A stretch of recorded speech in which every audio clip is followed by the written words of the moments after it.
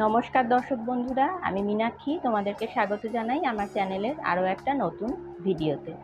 আজকের রেসিপিটা যদি তোমাদের ভালো লেগে থাকে তাহলে আমার চ্যানেলটা সাবস্ক্রাইব করে আমার পাশে থেকো, আর ভিডিওগুলোতে একটা করে লাইক করে দিও। তো চলো আর কথা না বাড়িয়ে শুরু করা যাক আজকের নতুন রেসিপি। তো আজকে আমি বানাতে চলেছি হাতে মাখা চুনো মাছের চচ্চড়ি। তার জন্য আমি একটা কড়াইয়ের মধ্যে, মানে যেই পাত্রে আমি রান্নাটা করব সেই পাত্রের মধ্যে ধুয়ে রাখা চুনো মাছ নিয়ে নিয়েছি। এবারে আমি এর মধ্যে একদম সরু সরু পাতলা পাতলা করে কাটা আলু নিয়ে নিয়েছি, ঠিক যেমন আলু ভাজা কাটি আমরা সেরকমভাবে। তারপরে নিয়ে নিয়েছি দুটো মিডিয়াম সাইজের পেঁয়াজ কুচি, একটা ছোট টমেটো কুচি, এরপরে দিয়ে দিচ্ছি চেরা কাঁচা লঙ্কা বেশ কয়েকটা, আর এখানে আছে আদা রসুন পাকা পাকা লঙ্কা আর সামান্য একটু পেঁয়াজ আর একটা ছোট টমেটো বাটা।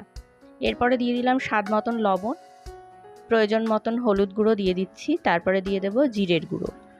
এবারে একটু কাঁচা সর্ষের তেল দিতে হবে, বেশ অনেকটা পরিমাণে তেল দিতে হবে কিন্তু রান্নাটাতে।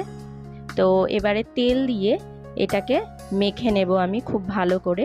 এটা যেহেতু হাতে মাখা রান্না, তো সেই জন্য এটাই হলো এর মেন উপকরণ বলতে পারো, হাতের ছোঁয়া। তো হাত দিয়ে খুব ভালো করে কিন্তু যত্ন সহকারে এটা মাখতে হবে।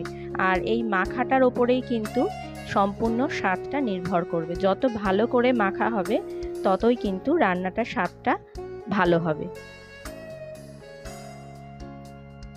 এবারে এটা কিন্তু মাখা হয়ে গেছে। এবারে আমি একটুখানি জল নিয়ে হাতটা ধুয়ে এর মধ্যে দিয়ে দেবো, মানে হাতে যে মশলাটা লেগেছিল সেটাও ওই জলের সঙ্গেই আর কি চলে গেল মশলার মধ্যে। এবারে কড়াইটা আমি গ্যাসে বসিয়ে দিয়েছি, এর মধ্যে দিয়ে দিলাম আর একটু সর্ষের তেল পরিমাণ মতন দিয়ে এবারে একদম গ্যাসের ফ্লেমটাকে কমিয়ে দিয়ে ঢাকা দিয়ে রান্না করব মিনিট 20-30 মতন। একদম ধিমে আঁচে রান্না করতে হবে। এবারে দেখো 20-30 মিনিট পরে আমি ঢাকাটা খুলে দেখলাম এটা মোটামুটি ভালোই সেদ্ধ হয়ে গেছে। আলুগুলো দেখতেই পাচ্ছ খুব ভালো রকম সেদ্ধ হয়ে গেছে, রান্নাটা কিন্তু একদমই হয়ে গেছে। এবারে সব শেষে আমি ওপর থেকে ছড়িয়ে দেবো একটু ধনে পাতা কুচি।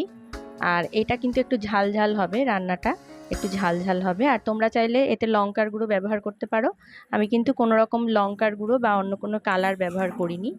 সম্পূর্ণ যে পাকা লঙ্কা, সেই পাকা লঙ্কা বেটেই আর টমেটো বাটাতেই এটার যা রং হয়েছে। গরম ভাতের সঙ্গে এই রেসিপিটা কিন্তু দুর্দান্ত লাগে খেতে। তোমরা অবশ্যই একবার ট্রাই করো। ভালো লাগলে লাইক আর সাবস্ক্রাইব করতে ভুলো না। অনেক অনেক ধন্যবাদ তোমাদেরকে।